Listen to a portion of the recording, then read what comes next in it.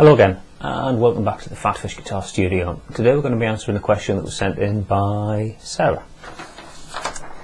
Sarah asks, I'm writing a song on guitar and I'm trying to keep as original as possible. That's good. I did notice a couple of my riffs have some of the same notes in them as riffs from other bands. It's probably okay, I just thought I would ask. And she's listed a couple of riffs and kind of tabbed them out. I'm not going to bother playing them because, well, they're hers, not mine to play. She says, I hope the riffs I came up with are original enough, and I know that when I listen to the whole song I wrote it does sound original, but some of the riffs I use sound similar to other bands. Not sure if I should use these riffs anyway. I like the song I wrote and I don't really want to change it. I'm not sure how it works with guitar riffs and copywriting. Can you answer this? That would be great.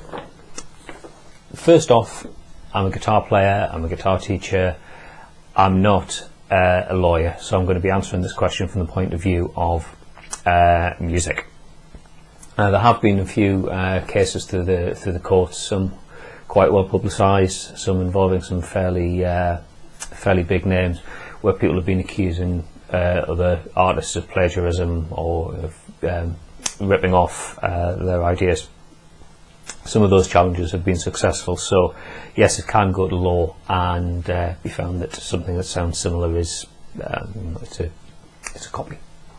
But just talking about the musical side of things, yes, you will notice similarities in notes between the riffs that you're writing and the riffs that other bands are writing. Reason being, we're talking about music theory and there's only so many notes. When you look at the guitar neck, yeah, there's 6 strings and 20 odd frets, so that's, you know, an awful lot of separate notes, but some of those notes are duplicated and you get notes in one octave and then they're repeated an octave higher and so on. So actually in music, in Western music, there's only 12 notes to work with anyway, and within any key, we always talk about music being written in a key, generally we've got 7 notes. So if you think about something written in the key of C major, you're going to have the notes C, D, E, F, G, A and B. So that's 7 notes.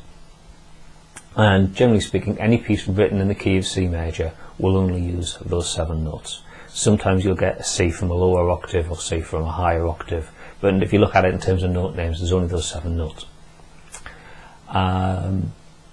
That's not certainly true. In practice, people will use the odd outside note to give a bit of colour or a bit of tension. But generally speaking, when we talk about a piece of music being written in a key, the notes in the piece of music come from the scale for that key. So, like say, a piece in the key of C major will use notes from the C major scale. A piece in the key of D minor will use notes from the D natural minor, and so on. So, let's just take a look at, for argument's sake, the A natural minor scale. So here we can see the notes of the A natural minor scale laid out on the fingerboard. And if you're writing a piece of music in the key of A minor, these are the notes that you have available to you, generally speaking. Like I say, you can use some outside notes, but the core of the piece is going to be based around these notes. The chords that underpin the piece are going to use the same notes as well. Now, I've done a tutorial already talking about how chords are constructed from the notes of a key. I'll put a link down there in the information section if you want to go and learn a little bit more about that. But generally speaking, if we're talking about a piece of music in the key of A minor, it's using those notes. Now, yes, they span over more than one octave,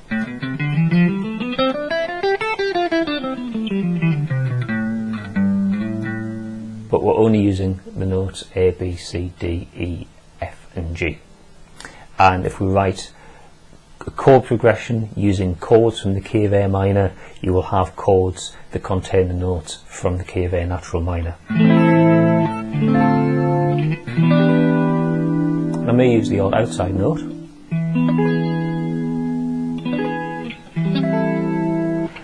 but generally speaking, like I say, you're only using the notes from the key. So that's why if you look at the notes in a piece that you write, and the notes in a piece that somebody else has written, you will see overlap. If you're writing in the same key, and generally I think as guitarists we tend to fall into the trap of writing in the same sort of key. A minor is a very common key for blues and rock, as is G, E minor, just the keys where the chord shapes tend to fall quite naturally for guitarists, or where you are on the neck if you're using like very familiar scale shapes, that gives you the most movement. Various different reasons, but you'll see the same key used over and again.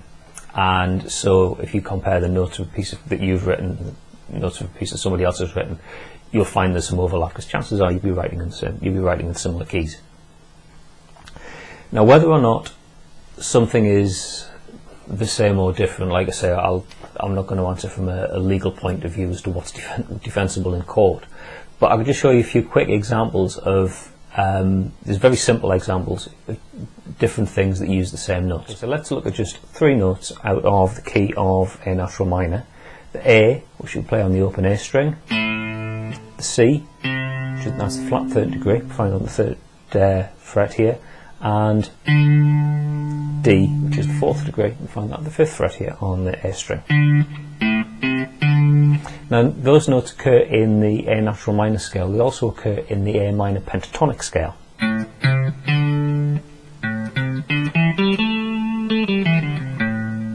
Okay, so let's just see what we can do with just those 3 notes. These are some simple examples which hopefully will illustrate the way notes are reused.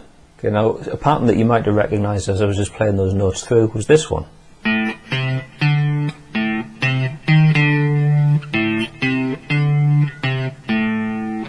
Old Smoke on the Water riff. Now, yes, there is one outside note there that sneaked in, but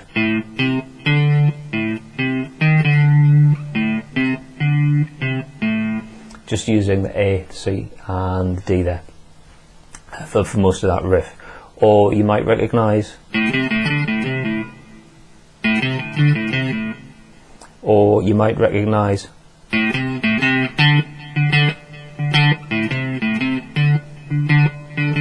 or you might recognise, or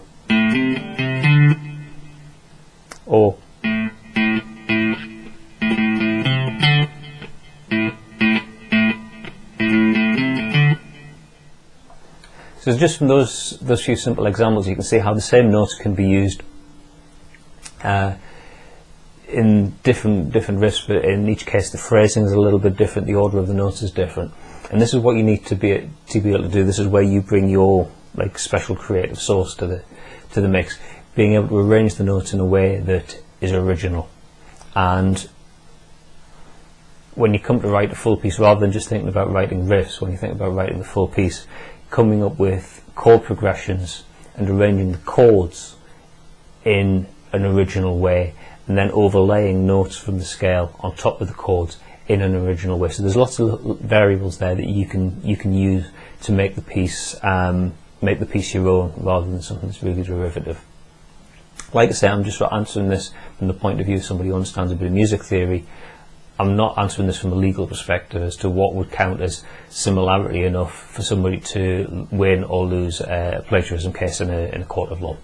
So for Sarah and anyone else who's interested, curious as to why sometimes you see the same notes across lots of pieces of music, that's why. It's because pieces of music are written in a key which uses a scale, and there's only so many keys and so many scales, so you're going to see some similarities.